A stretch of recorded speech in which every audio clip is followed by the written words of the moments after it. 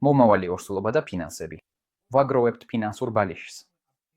ფინანსური ბალიშის ყველაზე ოპტიმალური ზომა არის ის თანხა, რომელიც საკმარისია 6 თვის ცხოვრებისთვის, კრედიტების გადახდების ჩათვლით. დათვალეთ, რამდენი ფული გჭირდებათ თვეში, გაამრავლეთ 6-ზე და მიიღებთ დაახლოებით საჭირო თანხას. მაგრამ ფულის გადადება არც ისე მარტივი ამოცანაა. მოდით გავარკვიოთ, რა უნდა გავაკეთოთ.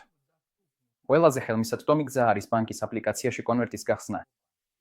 ყველგან მათ სხვადასხვანაირად ეძახიან.